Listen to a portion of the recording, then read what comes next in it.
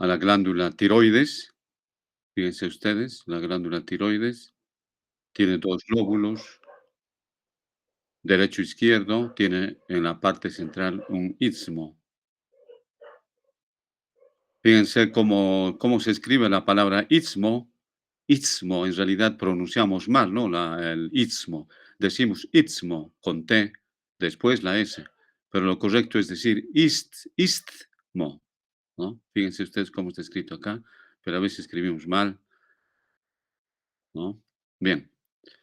Luego tenemos por arriba el cartílago tiroides, por detrás de los lóbulos y el istmo está la laringe. Luego tenemos el cartílago tiroides que se une con el hueso yoides, ¿no? Y entre ellos existe una membrana, la membrana tiroidea. Aquí también tenemos otra estructura, la glándula paratiroides, que se encuentra en los polos de la glándula tiroides, en la parte superior y en la parte inferior. Fíjense, las 4 glándulas que vamos a ver en otro tema son glándulas pequeñitas.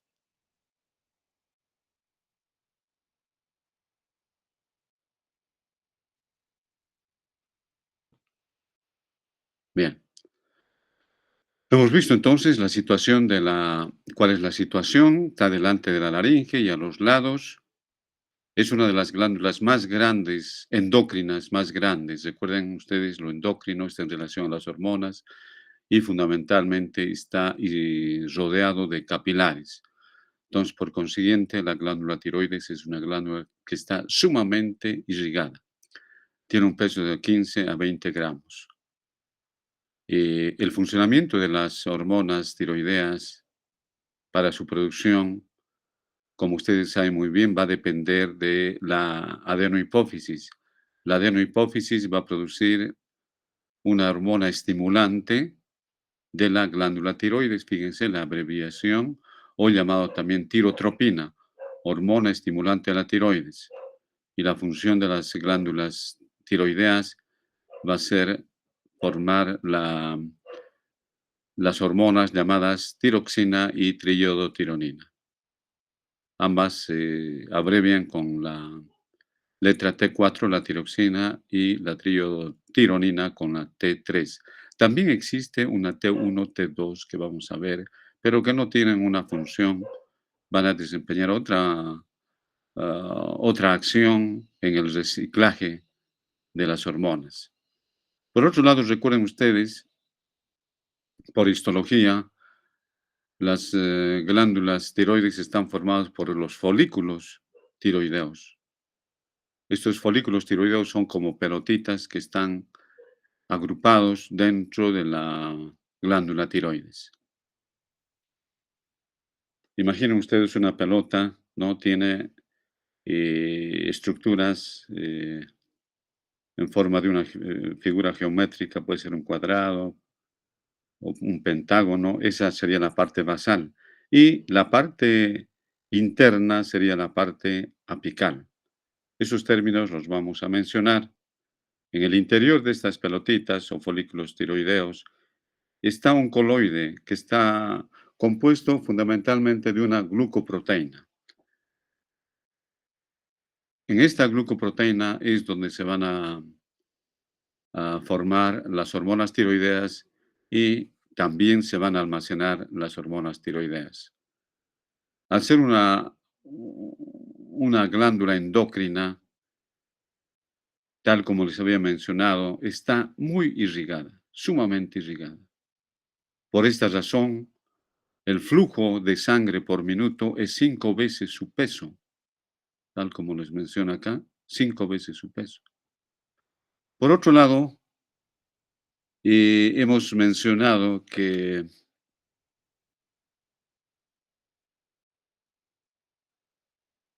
existen las glándulas paratiroideas en los extremos de la glándula tiroides. Aquí estas estructuras parduzcas, cuya función va a ser formar la hormona paratiroidea. lo vamos a ver, estas hormonas paratiroideas tienen función con el calcio.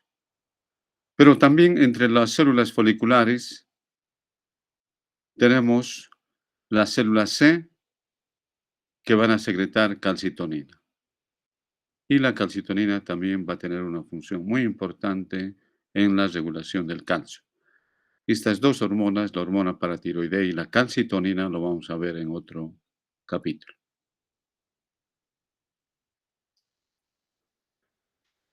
Las hormonas que produce la glándula tiroides son dos, como ya se les ha mencionado.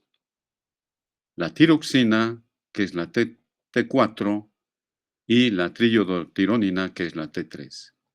La tiroxina se produce en un 93%, es la que más se produce. Y la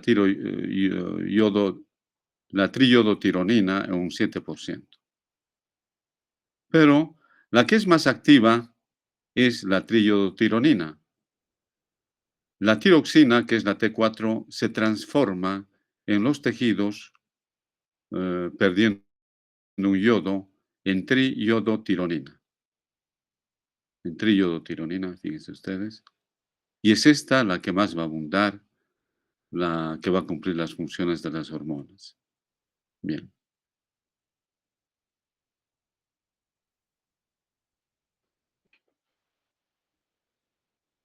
La, el yodo es el elemento que se requiere para formar las hormonas tiroideas. Es fundamental. Entonces tenemos esta sustancia que es un oligoelemento. A ver, ¿quién recuerda qué es un oligoelemento y qué otros oligoelementos puede mencionar? ¿Qué es un oligoelemento? El yodo es un oligoelemento.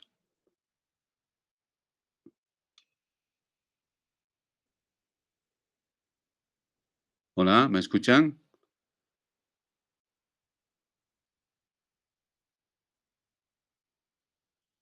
¿Quién recuerda qué es un oligoelemento? ¿Y qué ejemplos puede mencionar de oligoelemento fuera del yodo?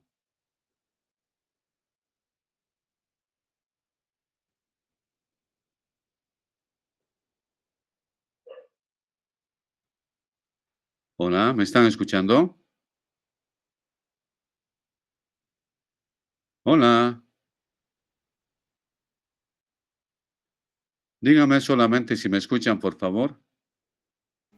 Sí se escucha, doctor. Perfecto, muy bien. Miren, la palabra oligo significa escaso, escaso. Eso significa oligo. Han debido escuchar ustedes los oligarcas, ¿no? Escasas personas que se dedican a la política y ocupan cargos, ¿no? Otros ejemplos de oligoelementos tenemos el zinc y el flúor. Esos son oligoelementos. Esto lo vamos a remarcar más. No, ya han visto ustedes vitaminas, ¿no? Las vitaminas, han visto ustedes, todas las vitaminas, han visto los minerales y han visto los oligoelementos. El yodo es un oligoelemento, es una sustancia que se encuentra en mínima cantidad en la naturaleza. Mínima cantidad. El sodio, por ejemplo, que está en el cloruro de sodio en la sal, no podemos decir que es un oligoelemento, está en gran cantidad. ¿No? No podemos decir que es un oligoelemento. Lo mismo el calcio, está en gran cantidad en la leche y en algunos. O sea, no son oligoelementos. Oligoelemento es aquella sustancia que está en mínima cantidad. Y su presencia es muy importante.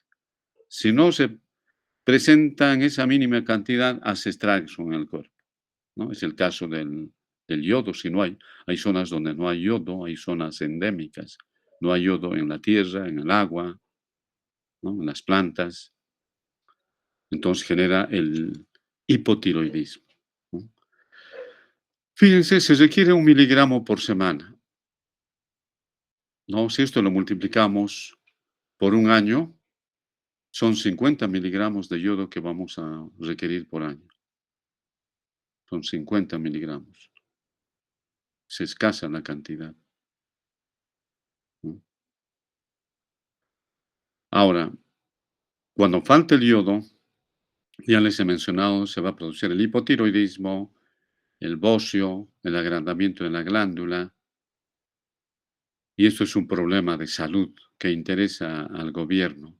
Por eso que el Ministerio de Salud exige que debe haber yodo en la sal que se vende, en la sal, tiene que haber. Es una exigencia que se la tiene que cumplir, ¿no? Pero a veces tenemos comerciantes que por el hecho solo de vender, solo colocan el sello y no tiene el yodo realmente. Por eso que es importante consumir sal yodada de un lugar bastante garantizado, no de cualquier parte, ¿no? Que, que no tiene el yodo. ¿Y cómo lo preparan la, o cómo colocan el yodo a la sal? Colocan en esa relación de una parte de yoduro por 100.000 partes de cloruro. Fíjense, esa relación es escasa la cantidad que tiene que tener la sal común, la sal de mesa, ¿no? Bien, vamos a ver, eh, veremos en este esquema, la bomba de yoduro, que es una de las primeras etapas en la formación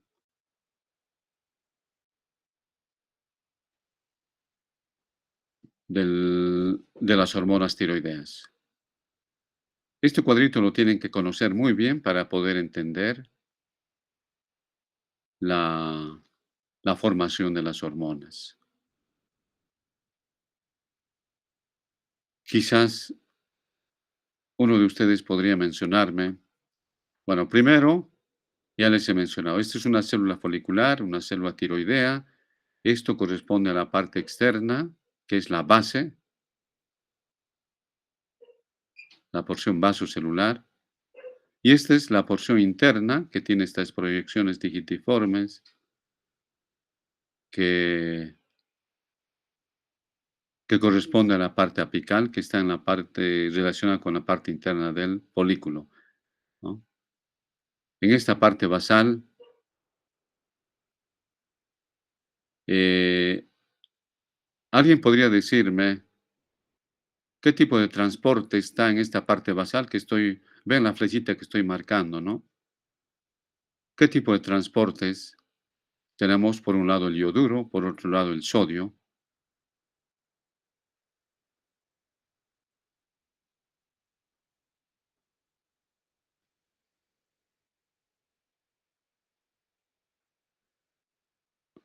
Exacto, esto es un cotransporte. O sea, lo primero ya que tenemos que decir es que el yoduro ingresa mediante un cotransporte con el sodio en la parte basal de, la, de los folículos, de las células foliculares. Esa es la primera etapa en la formación de las hormonas tiroideas. Esta es la que va a bombear el, el yoduro hacia la parte interna, ¿no? A ver, ¿quién me puede decir? Está muy bien, este es un cotransporte. Recuerden ustedes, ¿de dónde obtiene la energía? Porque este cotransporte requiere de energía. ¿De dónde viene la energía?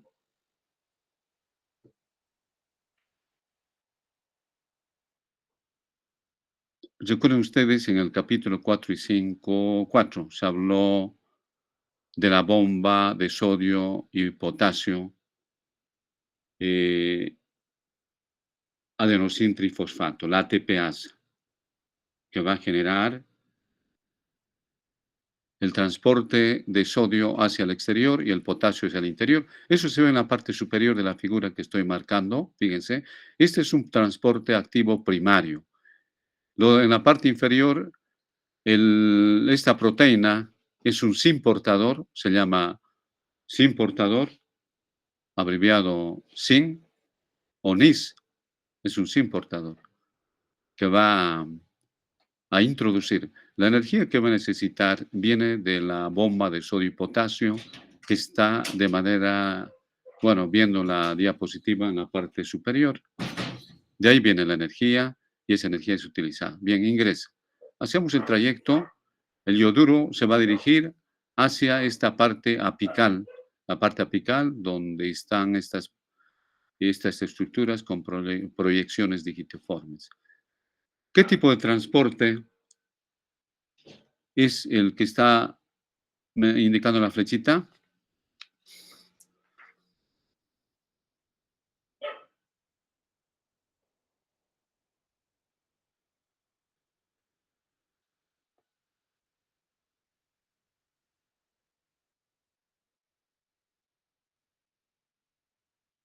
¿Contratransporte? Exactamente. Este es un contratransporte, fíjense, es un contratransporte. Para entender la fisiología de la formación de hormonas, este cuadrito lo tienen que saber muy bien. No es complicado, ¿no? Tenemos primero el cotransporte. Este cotransporte va a llevar el yoduro hacia el interior de la célula folicular hasta la membrana apical. Va a utilizar la energía que le da la bomba de sodio y potasio acá en la parte, en la diapositiva parte superior, ¿no? Y luego va acá a estar en la parte apical una proteína llamada pendrina, que va a tomar el yodo y lo va a introducir hacia el folículo. Por otro lado, va a salir el cloro, ¿no? Ese es un contratransporte. Entonces, se asimila por cotransporte o contratransporte, ¿no? La concentración del yoduro en la parte interna del folículo, gracias a esta bomba de yoduro, ¿no? Va a estar activada, recuerden ustedes, por la TSH. ¿Alguien se acuerda qué es la TSH? Es la que va a activar esta bomba de yoduro que se llama este cotransporte. ¿Qué es la TSH? ¿Alguien sabe?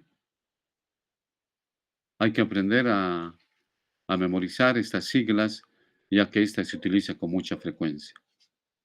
Es la hormona estimulante de tirotropina. Ya, es la hormona estimulante de la glándula tiroides, llamada también tirotropina, está muy bien. Esta viene desde la adenohipófisis, ¿no? Esta adenohipófisis va a liberar la TSH o la hormona estimulante de la tiroides, llamado también tirotropina, para que se active esta bomba de yoduro, ¿no? Y esta bomba de yoduro va a llevar yodo hacia el interior de la célula, va a concentrar mediante un proceso de atrapamiento, atrapa el yodo, lo introduce y va a concentrar 30 veces.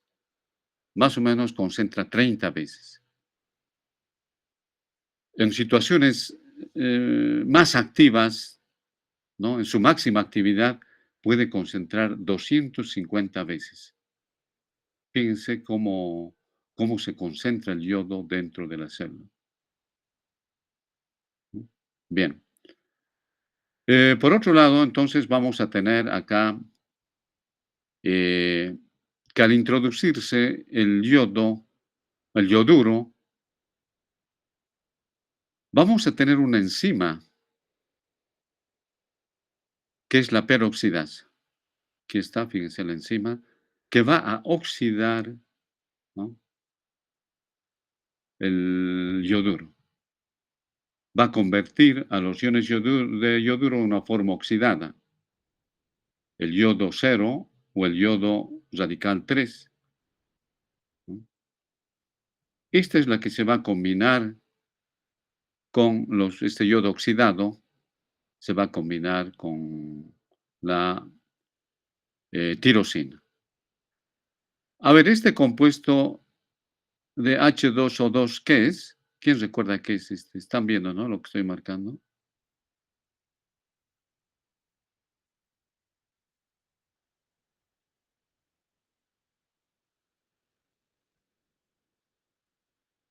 ¿Qué es el H2O2? Eso tienen que saberlo muy bien. Es un compuesto químico, ¿no? ¿Cuál es el nombre con el que se le conoce habitualmente?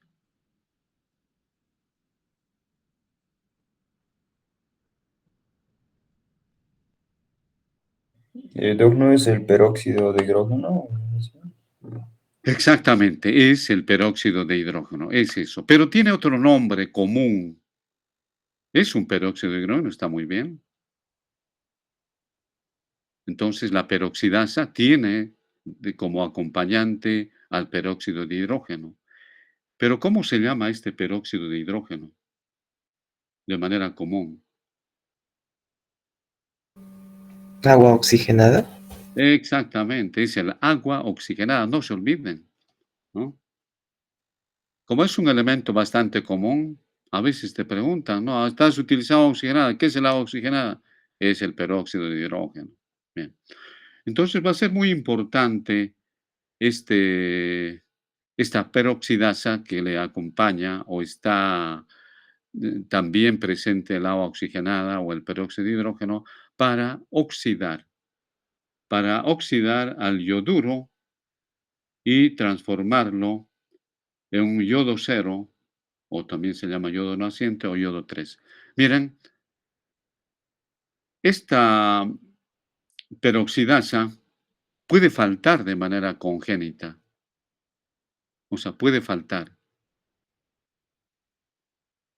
la peroxidasa, o también puede bloquearse por diversas sustancias. Entonces, si no existe la peroxidasa, no se forma hormonas tiroideas. Puede llevar o lleva a un hipotiroidismo. Bien, vayamos analizando la imagen. ¿La RE qué es?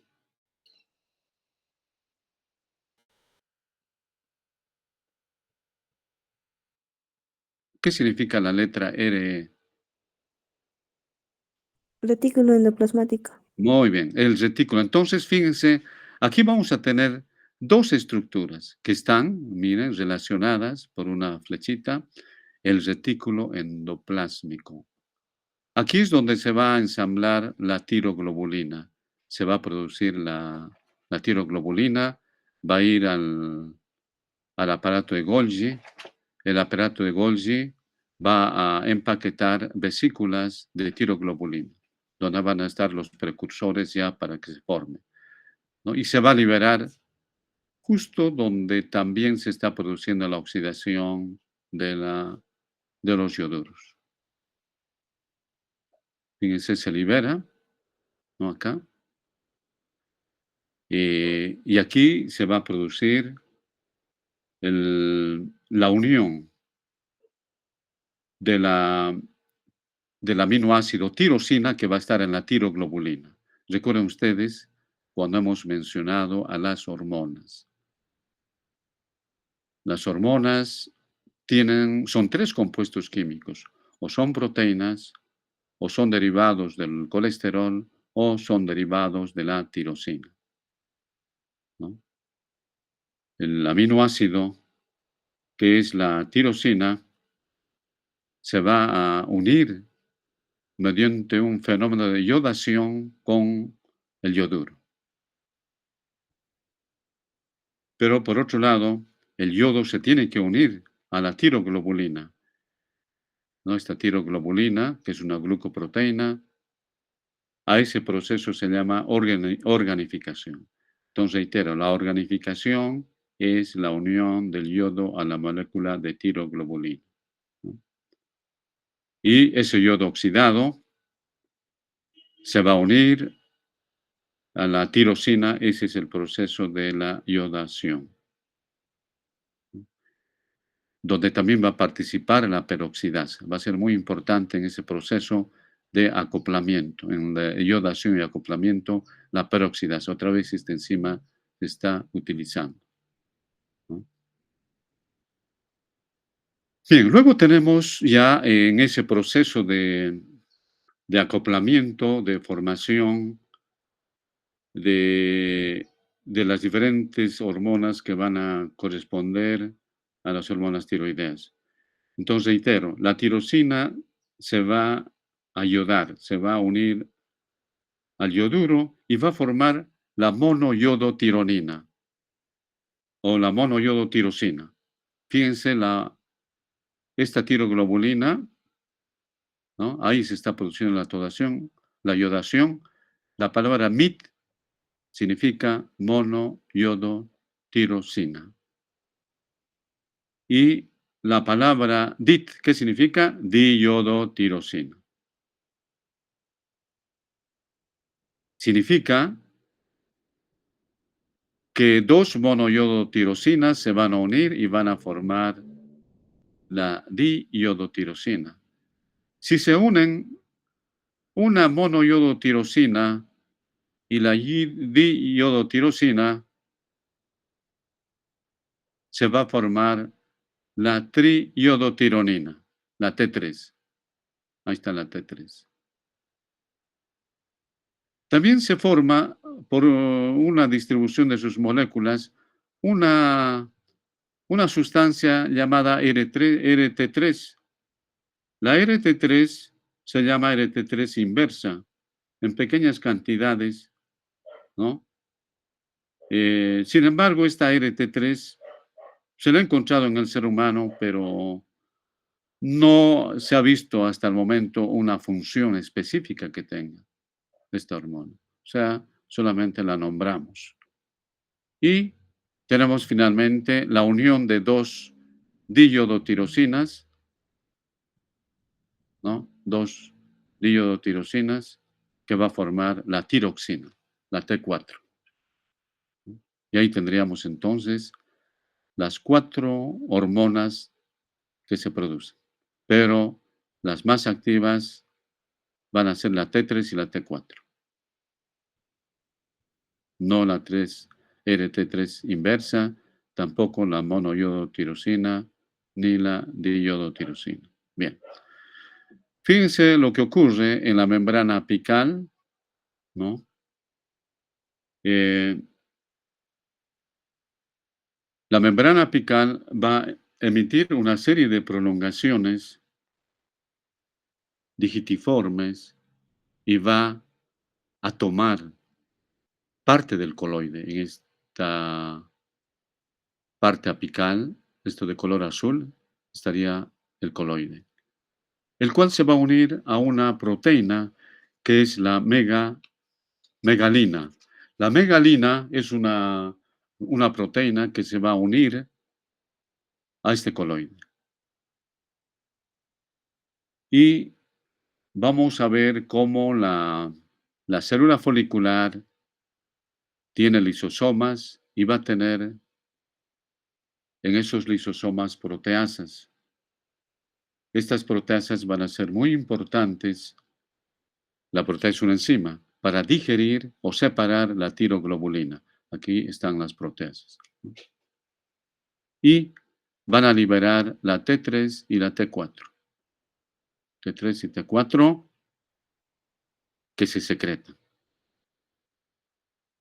Fíjense, la T3 la RT3 inversa se secreta, pero como ya les había mencionado, no tiene función. Bien. Fíjense, aquí hay una flechita que va hacia la parte superior, donde dice monoyodotirosina y la diyodotirosina. ¿Qué significa esto? Que estas se van a someter a un proceso, claro, luego que son liberadas de la tiroglobulina por estas proteasas, van a quedar estas hormonas que no se liberan, pero sí van a entrar en un proceso de reciclaje. Fíjense las flechitas donde va a participar una enzima que va a ser la desiodasa. Deben desiodar esta monoiodotirosina y la diiodotirosina. Esto va a significar que se va a formar ioduros, se van a formar ioduros y además se va a formar otra vez tirosina. La tirosina va a entrar en contacto con el retículo endoplásmico para que pueda ya volver a formarse la tiroglobulina y seguir el ciclo. Este reciclaje, fíjense cómo el yoduro está ingresando acá directamente y va a continuar con todo ese círculo. La ausencia de la desiodasa también va a generar hipotiroidismo. Es muy importante este reciclaje. Si no se da este reciclaje, vamos a tener un hipotiroidismo. Entonces, dos enzimas que hemos mencionado, cuya presencia es muy importante, es reitero, la peroxidasa y la desiodasa. La ausencia de estas genera hipotiroidismo. Muy importante el reciclaje, ¿no? Bien, esto es entonces todo este esquema que hemos hablado en esta imagen, es todo lo que ocurre con la formación de las hormonas tiroideas. Y por otro lado, vamos a concluir con esto sobre todo el proceso de la formación de las hormonas. Las glándulas tiroideas son las únicas glándulas que van a almacenar hormonas tiroideas. Pueden almacenar e ir liberando poco a poco. Este almacenamiento puede cubrir las necesidades que requiere el cuerpo durante 2 a 3 meses, después de lo cual ya se requiere más formación de hormonas. Bien, vamos a continuar. La bomba de yoduro que hemos hablado. Aquí también hemos visto, ¿no? Cómo se almacena 30 veces, pero puede ser hasta 250 veces en su máxima acción. Hemos visto cómo primero la TSH que estimula la bomba de yoduro. La TSH es la hormona estimulante de la tiroides, ¿no? Si no habría hormona tiroidea en una hipofisectomía, por ejemplo, disminuye, ¿no?, la formación de hormonas tiroideas porque no va a existir la TSH. Hemos visto cómo la pendrina es transportada o transporta por un cotransporte el cloruro y el yoduro. La tiroglobulina que tiene el aminoácido, la tirosina. Hemos visto el esquema. El retículo endoplásmico, el aparato de Golgi que van a formar la tiroglobulina, donde está el aminoácido tirosina. Aquí está el yoduro que se oxida a yodo naciente, yodo 0 o yodo radical 3, que se combina con el aminoácido tirosina, ¿no? La peroxidasa, que tiene su peróxido de hidrógeno.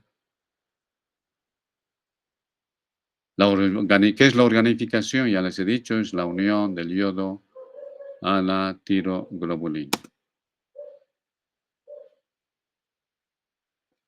¿no?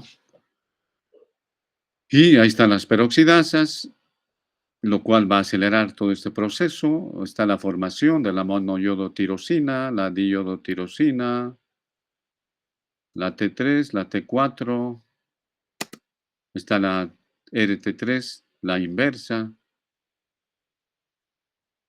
que hemos mencionado.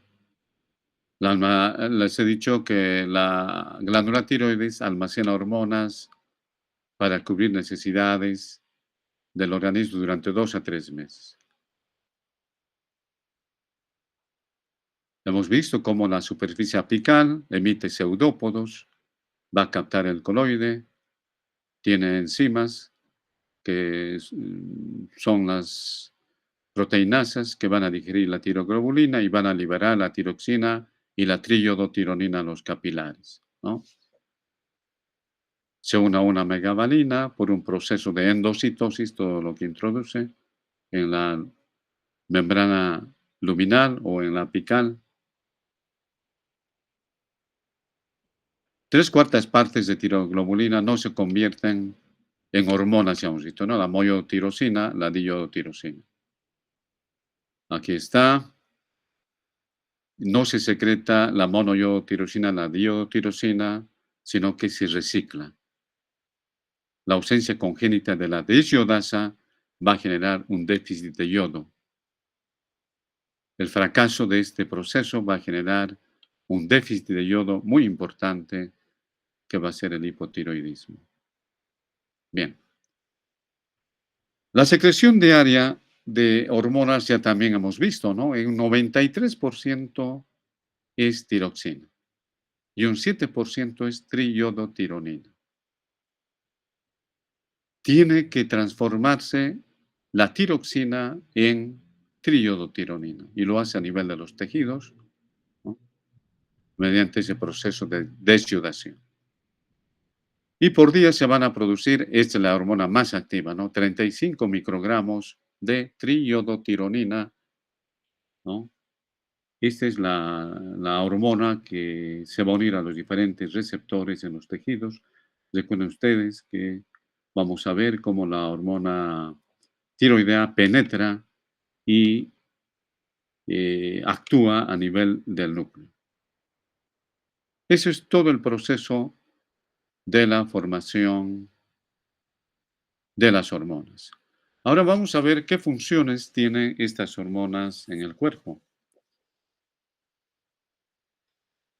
Cuando vimos la parte de introducción de las hormonas, habíamos visto que las hormonas tiroideas son las que actúan en los receptores del núcleo. Las hormonas actúan en tres niveles en la célula: en la membrana celular, en el citoplasma y en el núcleo. En el núcleo actúan las hormonas tiroideas, hay receptores nucleares, ¿no? Que se van a unir al DNA. Y cuando uno habla del DNA, ¿no? Ya hablamos que se va, o ya sobreentendemos que va a haber una actividad de formación del RNA de mensajero, RNA de transferencia, RNA de traducción, y se van a sintetizar proteínas. Entonces, una de las funciones de las hormonas tiroideas es sintetizar proteínas. Aquellas proteínas que van a estar en diferentes partes de nuestro cuerpo, ¿no? En la estructura de las células, en el transporte de, de las membranas celulares, existen, ¿no? Proteínas transportadoras y en otros tejidos. Entonces, también hemos mencionado que las hormonas tiroideas tienen receptores intracelulares de las hormonas que van a tener afinidad por la triiodotironina. Bien, eh, fíjense, estamos hablando de cómo se forman las proteínas, cómo se activa el DNA, aquí tienen todo esto, cómo se activa el RNA mensajero, cómo se produce la traducción, primero la transcripción, luego la traducción en los ribosomas para sintetizar proteínas. Y esas proteínas son las que acabamos de mencionar, proteínas que van a estar en la estructura, proteínas transportadoras, proteínas enzimáticas, etc. Ese es un fenómeno que actúa a nivel de los genes. Tenemos otro fenómeno no genómico, o sea, las hormonas tiroideas tienen un fenómeno no genómico, es decir, que actúa a otros niveles, no a nivel de los genes o el DNA. Y va a ser la regulación de los canales iónicos, la fosforilación oxidativa y la activación de mensajeros secundarios como es el AMP cíclico, donde se genera la señalización. Entonces, las hormonas tiroideas tienen dos funciones: genómicas, cuando actúan en los genes, y no genómicas, los que van a estar en relación con los canales iónicos, fosforilación oxidativa y activando el AMP cíclico, que va a generar, ya hemos visto, ¿no?, que el segundo mensajero, que es el AMP cíclico, que genera señalizaciones en la célula. Otras funciones van a ser que las hormonas tiroideas aumentan el metabolismo, mantienen el metabolismo estable, pero su hiperproducción puede incrementar el metabolismo a un 60 a 100%. Es bastante elevado el metabolismo, la activación de las células.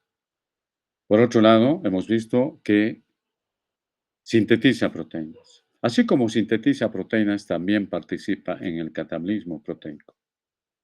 Participa en el crecimiento. Activa, fíjense que no solamente es la hormona del crecimiento, ¿no?, la que activa el crecimiento, también participan las hormonas tiroideas.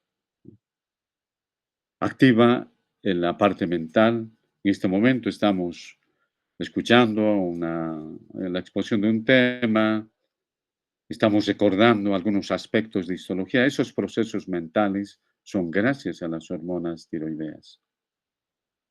Las hormonas tiroideas tienen funciones en todo el organismo. Van a potenciar a las glándulas endócrinas. ¿Por qué funcionan las glándulas endócrinas? Porque van a ser activadas por las hormonas tiroideas. Van a activar las mitocondrias. Recuerden ustedes que las mitocondrias van a participar en la generación de energía y ahí están las hormonas tiroideas.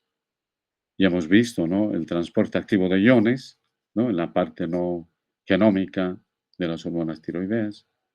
También se activan esa bomba de sodio ATPasa, ¿no?, que hemos visto en el atrapamiento de yoduro, en la bomba de yoduro. Esa bomba de sodio y potasio va a ser la que va a proporcionar energía al cotransporte a través de ese sim portador, ¿no? Y aquí, ya especificando sobre el crecimiento, ¿no?, en los niños va a generar la estimulación del desarrollo del cartílago epifisiario, ¿no? Permite el desarrollo del cerebro durante la vida fetal y en los primeros años de vida postnatal. Miren cuán importante son las hormonas tiroideas para hacer desarrollar el cerebro, ¿no?, tanto en la parte fetal como después del nacimiento. A veces no se percibe esta ausencia de hormona tiroidea cuando está en gestación. Puede estar contribuyendo las hormonas tiroideas que produce la madre. No se va a notar mucho el efecto, pero ya hay una ausencia de hormona tiroidea y esto va a ser mucho más notorio cuando nace el niño, ¿no? Entonces, por eso que son importantes los controles prenatales para ir identificando si existe alguna deficiencia, porque la hormona tiroidea, aparte de hacer desarrollar a la persona, hace madurar el cerebro. Si uno no considera este aspecto, va a haber un retraso en el niño, un retraso mental. Entonces, de inmediato, si se identifica ese trastorno, hay que hacer un tratamiento, lo cual va a evitar que haya un retraso mental permanente.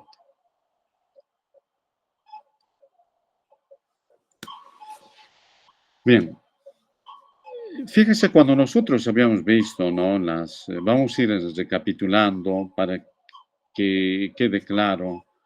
Cuando mencionamos a la hormona del crecimiento, les había indicado cómo, a ver, para que vayan recordando, ¿no?, la hormona del crecimiento sintetiza proteínas, ¿no? Va a sintetizar proteínas. Eso es una de las características.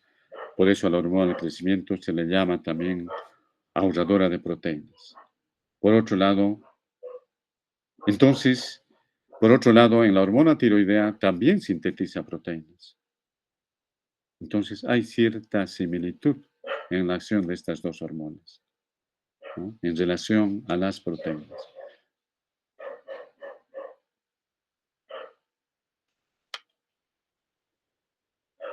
Un ratito, por favor, creo que me están.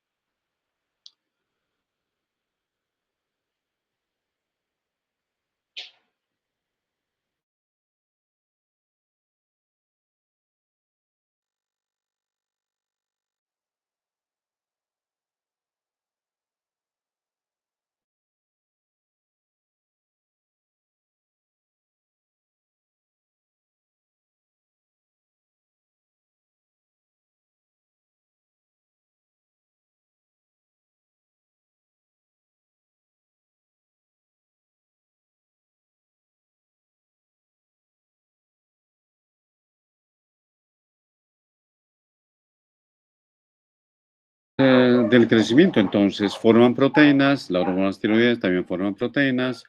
En relación a la glucosa, las hormonas, la hormona del crecimiento disminuye la utilización de azúcar, aumenta el azúcar en la sangre y como aumenta el azúcar en la sangre, también va a estimular la liberación de insulina. Eso es lo que hace la hormona del crecimiento. La hormona tiroidea estimula la captación de glucosa para las células, aumenta la glucólisis, ¿no? Incrementa la gluconeogenia, estimula la absorción de mayor cantidad de glucosa, entonces va a aumentar la glucosa, también va a participar en la producción de insulina, ¿no? Igual que la hormona del crecimiento. Sobre los lípidos, habíamos dicho cómo la hormona del crecimiento moviliza las grasas para que éstas sean utilizadas como fuente energética. Las hormonas tiroideas van a potencializar el metabolismo de los lípidos, va a movilizar también las grasas del tejido adiposo, lo cual va a disminuir el depósito de grasas. Va a incrementar la producción de ácidos grasos libres. Es parecido entonces a la función que tiene. Además que la hormona del tiroideo, las hormonas tiroideas van a hacer disminuir el colesterol, los fosfolípidos y los triglicéridos, ¿no? Al movilizar, va a tender a elevar los ácidos grasos. Entonces, es importante las hormonas tiroideas para movilizar las grasas. Asimismo, las hormonas tiroideas van a hacer que se elimine el colesterol a través del hígado en la bilis. Por eso, cuando una persona es gordita, se estudian las hormonas tiroideas porque puede ser que haya una mala función de las hormonas tiroideas y por eso se está acumulando las grasas. Lo normal es que las hormonas tiroideas hagan eliminar las grasas. Entonces, cuando hay menor hormona tiroidea, va a aumentar la concentración plasmática de colesterol, fosfolípidos y triglicéridos, ¿no? Lo cual va a generar también un excesivo depósito en el hígado. Y en el hipotiroidismo puede generarse una arteriosclerosis grave por el depósito de estas capas de grasa. Entonces, muy importante, fíjense, las hormonas tiroideas para eliminar el colesterol y eliminarlo por la bilis y las heces.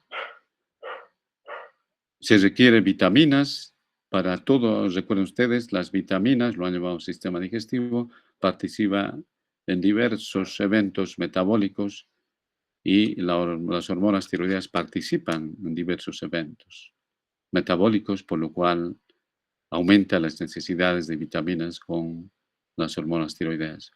De igual manera, el metabolismo basal va a aumentar de un 60 a un 100%. Y si disminuyen, también va a bajar casi un 50% el metabolismo. eh, mantiene el peso en sus condiciones normales. Obviamente esto va a depender del tipo de alimentación que tiene cada persona. Ahora, si existe una hiperproducción, va a haber un adelgazamiento, un hipertiroidismo. Vamos a ir mencionando al indicar las funciones, tanto lo que ocurre con un aumento, haciendo referencia a un hipertiroidismo, y lo que ocurre con su disminución, haciendo referencia al hipotiroidismo. Entonces, cuando existe una hiperproducción de un hipertiroidismo, la persona es delgada, mientras que en un hipotiroideo hay una ganancia de peso, es gordita la persona. Luego, el aumento del flujo sanguíneo y del gasto cardíaco. Acelera, como aumenta el metabolismo, hay consumo de oxígeno en gran cantidad, ¿no? Luego hay sustancias que se van a eliminar producto de ese metabolismo y estos deben ser llevados hacia los riñones para su eliminación hacia el hígado. Aumenta la frecuencia cardíaca, esto es el que mantiene la frecuencia cardíaca. Fíjense que la frecuencia cardíaca es uno de los signos muy importantes para determinar si existe un exceso o una insuficiencia de hormona tiroidea. Una persona que tenga taquicardia sin otra causa, está tranquila y una persona tiene 100, 110 de frecuencia cardíaca. Entonces, esto ya nos lleva a pensar, a sospechar de un mal funcionamiento de las hormonas tiroideas. También aumenta la fuerza cardíaca. La presión arterial eh, va a mantener la presión arterial media dentro de valores normales. Lo que va a modificar es la presión diferencial. A ver, ¿quién se acuerda de dónde se obtiene la presión diferencial?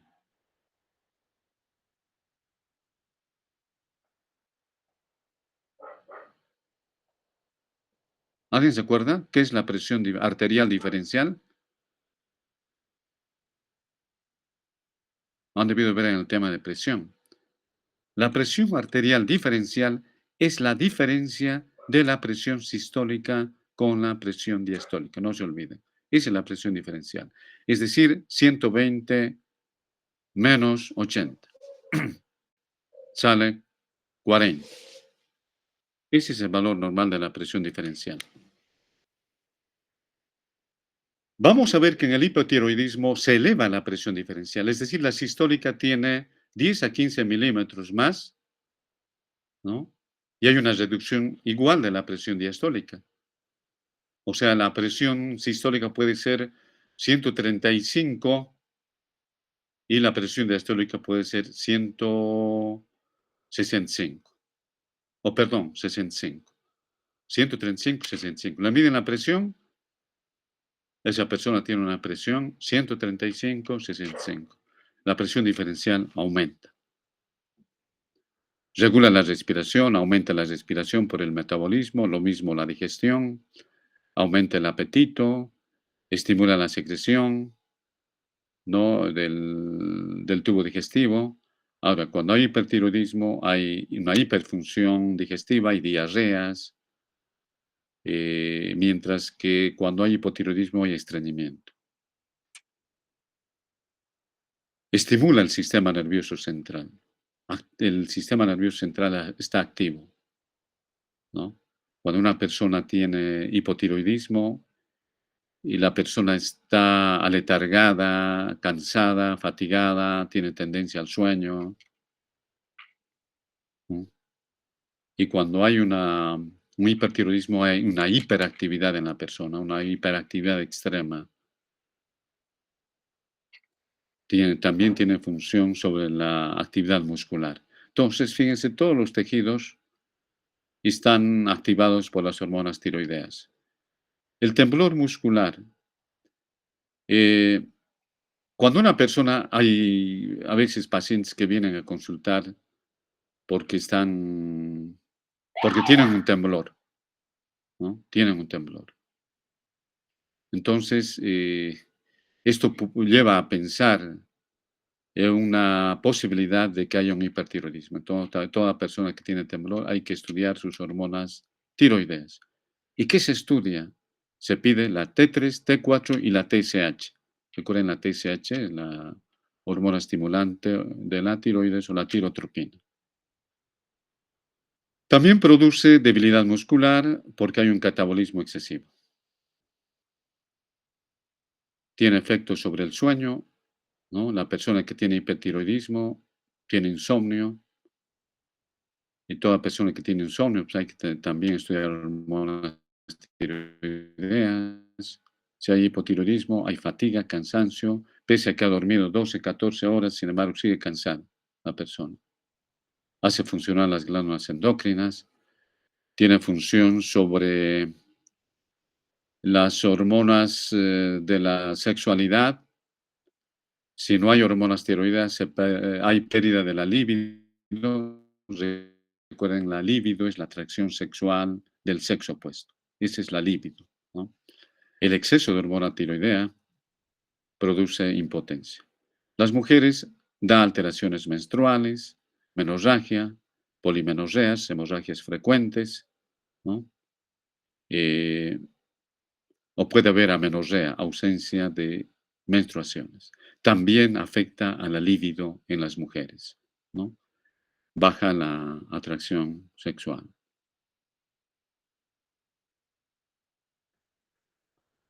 Bien, esas son todas las funciones. Vamos a indicar algunos aspectos en relación a la regulación de la secreción de las hormonas tiroideas.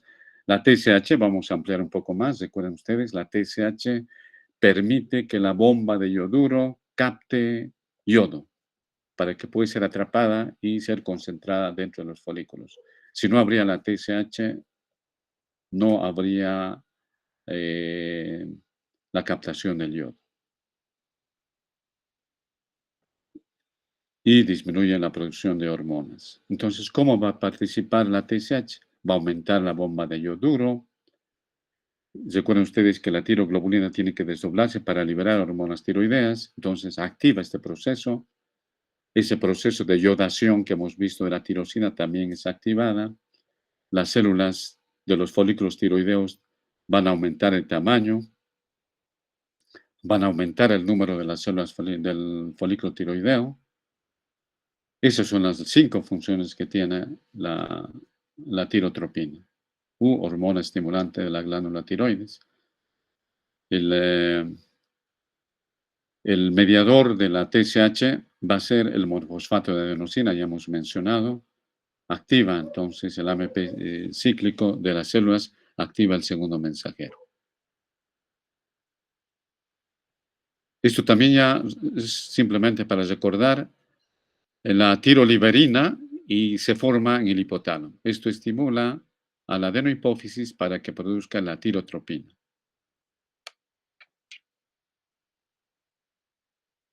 La tiroliberina actúa sobre la adenohipófisis, incrementando la producción de ACH, de TSH.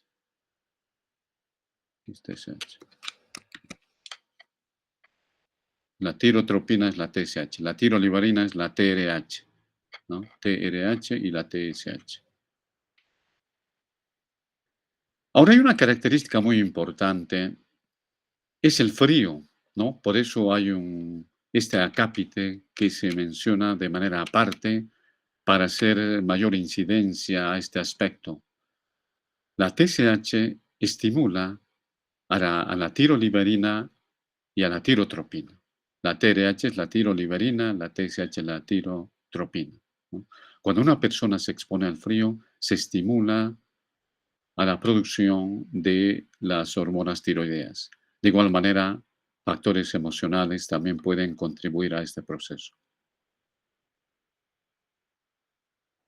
El efecto de también no hemos visto el mecanismo de retroalimentación negativa. Si hay mayor hormonas, hay que disminuir la TSH. Ese es el efecto negativo, ¿no? Bien, y para concluir, algunos trastornos para ilustrar, el hipertiroidismo es aumento de toda actividad. Las personas tienen intolerancia al calor, en pleno invierno duermen destapados, hay mucha sudoración, hay adelgazamiento extremo, hay diarreas, hay debilidad muscular, hay nerviosismo, temblor en las manos y hay el exoftalmos, que es la protrusión del ojo. Todas las personas que tienen hipertiroidismo, hay una protrusión de los globos oculares por el acúmulo de grasa en la parte posterior de los ojos. El bocio endémico es un agravamiento de la glándula. Por hormona, la TSH se produce en mayor cantidad para estimular a la glándula tiroides, ¿no? Y los folículos pueden alcanzar hasta 10 a 20 veces su tamaño. Y es por esto que vamos a ver el COTU, que lo llaman, ¿no? Muy popularmente. El hipotiroidismo es todo lo contrario, ¿no? Hay lentitud en la persona, las personas son gorditas, disminuye la frecuencia cardíaca, disminuye el gasto cardíaco, hay lentitud mental, tienen tendencia al sueño, eh, hay una reducción del crecimiento de los cabellos, descamación cutánea, hay una voz ronca porque se va acumulando líquido a nivel y grasa a nivel de las cuerdas de la vocalización. Y también en todo el cuerpo. A esto se llama mixedema. Vamos a ver, al mencionar algunos fármacos antitiroideos. Los iones tiocianatos reducen el atrapamiento yoduro, es decir, el atrapamiento yoduro se da en la membrana basal, ahí actúan. El propiltiuracilo es otro compuesto químico que se utiliza bastante, reduce la formación de hormona tiroidea, bloquea la enzima peroxidasa, que conocemos muy bien, la peroxidasa, que va a ser muy importante para la iodación de la tirosina y va a impedir el acoplamiento. Luego tenemos si se le proporciona a una persona yoduro en gran cantidad, va a disminuir el tamaño de la glándula, ¿no? Esto va a ser importante. Todo paciente que va a ser sometido a una cirugía se le da yoduro y esto va a disminuir la irrigación, por consiguiente el sangrado va a disminuir durante la cirugía. Luego tenemos la enfermedad de Graves, ¿no? Que es un hipertiroidismo que se produce es una enfermedad autoinmunitaria, ¿no? Recuerden ustedes, una enfermedad autoinmunitaria es aquella que eh, la misma persona produce anticuerpos contra sus propias células, ¿no? Va a formar inmunoglobulinas tiroestimulantes, la TSH, contra el receptor de TSH, ¿no? Se van a unir a esos receptores del TSH y van a activar el AMP cíclico y van a generar el hipertiroidismo. Y para concluir, el cretinismo es el hipotiroidismo fetal. La persona es de escasa estatura y hay retardo mental. Ese es el cretinismo. Con lo cual hemos terminado. Nos veríamos el lunes. Gracias.